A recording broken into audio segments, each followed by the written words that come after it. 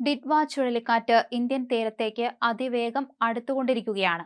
നിലവിൽ നാഗപട്ടണം ദേവാരണ്യത്തിൽ നിന്ന് ഏകദേശം 80 കിലോമീറ്റർ അകലെയാണ് ചുഴലിക്കാറ്റിന്റെ സ്ഥാനം.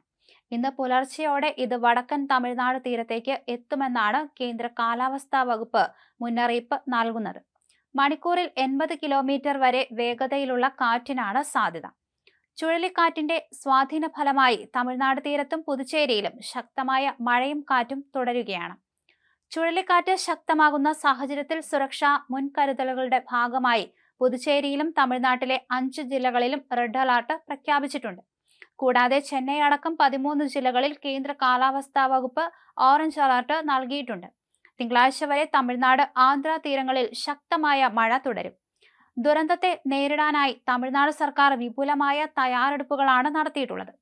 സംസ്ഥാനത്തുടനീളം 6000 ദുരിതാശ്വാസ ക്യാമ്പുകൾ തുറന്നതായി റവന്യൂ മന്ത്രി അറിയിച്ചു. വിവിധ ജില്ലകളിലായി ദേശീയ ദുരന്ത നിവാരണ സേനയുടെയും സംസ്ഥാന ദുരന്ത പ്രതികരണ സേനയുടെയും സംഘങ്ങളെ വിന്യസിച്ചിട്ടുണ്ട്. തമിഴ്നാട്ടിലെ 14 ജില്ലകളിൽ ഈ സംഘങ്ങൾ എത്തിക്കഴിഞ്ഞു. കാറ്റിനെ തുടർന്ന് ഡെൽറ്റ ജില്ലകളിലും ശക്തമായ മഴ ലഭിച്ചു തുടങ്ങി. ദേവാരണ്യത്തിന് മാത്രം 9000 ഏക്കറിലധികം ഉപ്പുപാടങ്ങൾ വെള്ളത്തിനടിയിലായി. കഡലൂർ ജില്ലയിൽ പ്രളയ സാധ്യത കണക്കിലെടുത്ത് 929 ഗർഭിണികളെ സുരക്ഷിത കേന്ദ്രങ്ങളിലേക്ക് മാറ്റിയതായും റിപ്പോർട്ടുകളിൽ പറയുന്നു. ജനങ്ങൾ ജാഗ്രത പാലിക്കണമെന്ന് സർക്കാർ കർശന നിർദ്ദേശം നൽകി. യാത്രാ തടസ്സങ്ങളും രൂക്ഷമാണ്. ചെന്നൈയിൽ നിന്ന് മാത്രം ഇൻഡിഗോ എയർലൈൻസ് 36 വിമാന സർവീസുകൾ ഉൾപ്പെടെ 54 ATR സർവീസുകൾ റദ്ദാക്കി. രാമേശ്വരത്ത് നിന്നുള്ള ഒരു ട്രെയിൻ പൂർണ്ണമായും മറ്റ് 11 ട്രെയിനുകൾ ഭാഗികമായും റദ്ദാക്കിയിട്ടുണ്ട്. ഡിറ്റ്വ ചുഴലിക്കാറ്റ് ഏറ്റവും കൂടുതൽ കനത്ത നാശനഷ്ടമുണ്ടാക്കിയത് അയൽരാജ്യമായ ശ്രീലങ്കയിലാണ്. സ്ഥിതിഗതികൾ അതീവ ഗുരുതരമായതോടെ ശ്രീലങ്കൻ ഭരണകൂടം രാജ്യത്ത് അടിയന്തരാവസ്ഥ പ്രഖ്യാപിച്ചിരിക്കുകയാണ്. ചുഴലിക്കാറ്റ് ദുരന്തത്തിൽ മരണസംഖ്യ 100 കടന്നു എന്നാണ് റിപ്പോർട്ടുകൾ. കൊളംബോ നഗരം നിലവിൽ പ്രളയ ഭീഷണിയിലാണ്. കെലനി നദിയിലെ ജലനിരപ്പ് ഉയർന്നതാണ് നഗരവാസികൾക്ക് ആശങ്കയുണ്ടാക്കുന്നത്. ചുഴലിക്കാറ്റ് 700-ലധികം വീടുകൾ തകർത്തിട്ടുണ്ട്.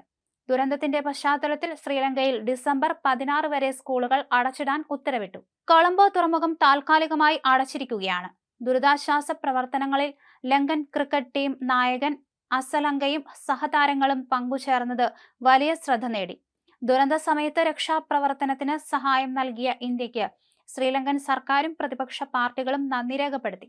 എന്തായാലും കനത്ത മഴയാണ് പെയ്തുകൊണ്ടിരിക്കുന്നത്. പല സ്ഥലത്തും ഇത്തരത്തിൽ പ്രളയഭീതിയിൽ തുടരുകയാണ്. ഇതിന്റെ ഒരു പശ്ചാത്തലത്തിൽ തന്നെ കേരളത്തിലും വലിയ തണുപ്പോടു കൂടിയ ഒരു അന്തരീക്ഷമാണ് കാണാൻ കഴിയുന്നത്. നാളെയും മഴ തുടരുമെന്നാണ് മുന്നറിയിപ്പ്.